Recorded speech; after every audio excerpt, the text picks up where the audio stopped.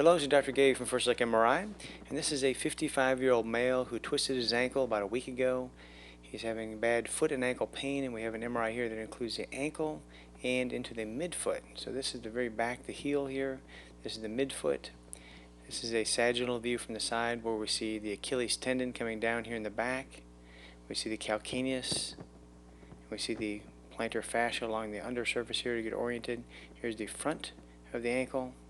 And here's the midfoot here. And on this view, anything bright is abnormal.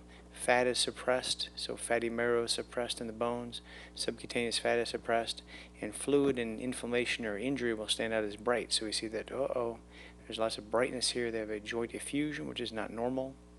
We see that in the bottom of the tibia, it comes down here. This is the talar dome. This is the ankle joint. We see this brightness here that's abnormal, a bone injury back here. And really striking is throughout the midfoot, we see lots of marrow edema. When we see marrow edema in the midfoot, we get nervous about a midfoot dislocation and injury of a ligament there that we'll look at to see if it's injured. So it looks like some significant findings here on this. So we'll just run through them on this axial view. So this axial view, you can see where we are. This line here corresponds to this. We go up, up, up into the ankle joint. We see the fluid here. They have an ankle injury.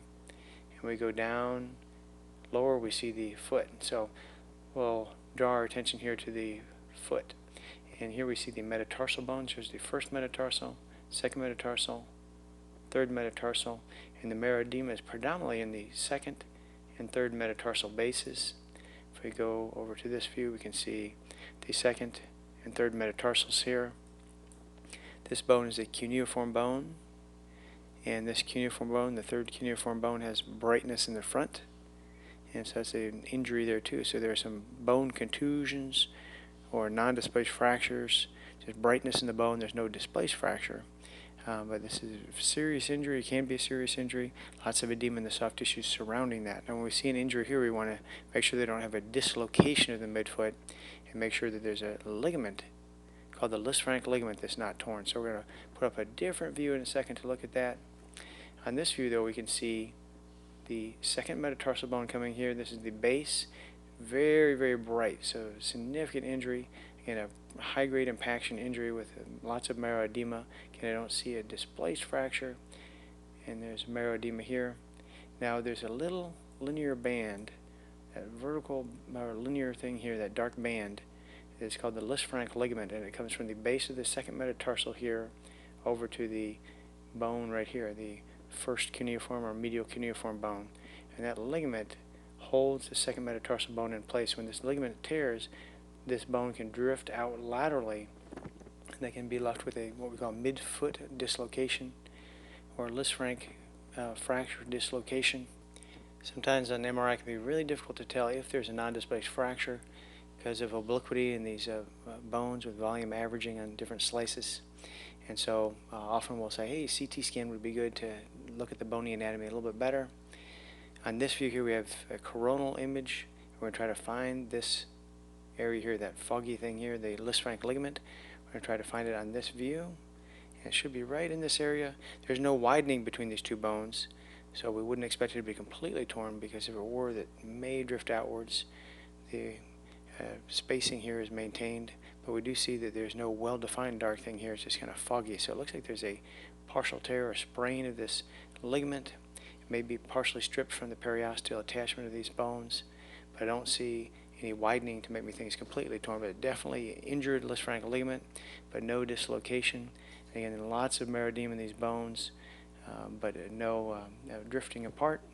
So in this case, we would report as a partial tear or sprain of the Lisfranc ligament, but no definite rupture, and significant bone injuries, but no obvious fracture. However, CT would be helpful to look more closely and see, is there a little subtle fracture we're missing here. And there was one other abnormality, very significant too, here in the ankle. So now we're going to come away from the midfoot injury that's very significant, and we're going to go up to the ankle joint.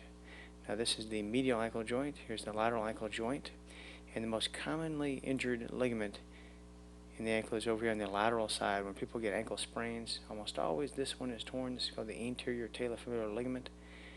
It looks like the patient may have some increased signal there, maybe a mild sprain, but it's not ruptured. There's some fluid in the ankle joint. This is the posterior talofibular ligament here. It is intact. It's almost never torn. Now we're going to go up higher. Let's put another view here so we can see a little bit better where we are. How about this one here? Now we're going to go up higher. Let me pull this down. There we go. So now we can see we're down low here. Here's the fibula coming down, ending. We're really down low here towards the front. Again, that's not ruptured. You can see that ligament right here, that dark band. Now we're going to go up, up, up, up to the tibiofibular ligaments. This is the tibia. This is the fibula. We're going to look at the ligaments that hold the tibia and fibula together. Before we're looking at these low ones, the talofibular. This is the talus and fibula. So these lower ligaments were intact. Those are the ones that are normally torn. And up here we're going to look at these now. So on this view, we see the posterior tibiofibular ligament. Here's the fibula, tibia.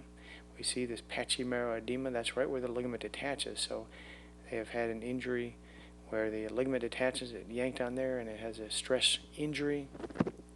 But luckily no displaced fracture, and that ligament is not ruptured, but an injury there. And in the front, this is torn. This is the anterior tibiofibular ligament. Here's anterior, posterior, so we're going to call this the anterior tibiofibular ligament. And that one is ruptured, so anterior tibiofibular ligament rupture, a very rare thing to see. And also if we go up, there's another little dark band here between the tibia and fibula higher up here. This is the interosseous membrane, or the syndesmotic ligament, and you can see it right here coming off the fibula, but you just don't see it attaching onto the tibia. So it's probably partially torn and stripped from the tibial attachment. When we see injuries up here above the ankle, we call this a high ankle sprain. So a ruptured anterior tibiofibular ligament and partially torn interosseous membrane combined with a high ankle sprain. And sometimes these injuries can be associated with fractures up higher in the proximal tibia. And in this patient, we do see a little more brightness here. This may be just artifactual, but we'll say imaging of the proximal ankle or knee would be helpful to make sure there's not a fracture up higher that, again, can be associated with this. And that's it. So a pretty complex case of significant bone injuries throughout the midfoot with an associated partial tear of the Lisfranc ligament. Sometimes it can be hard to tell if it's completely torn or just partially torn, but clinical evaluations can be critical, and the CT scan may be helpful to make sure there's not a little fracture there that we're not seeing. And this other very significant finding here, the high ankle sprain with a tear of the anterior tibiofibular ligament and partial tearing of the syndesmotic ligament here. And that's it. Thank you very much.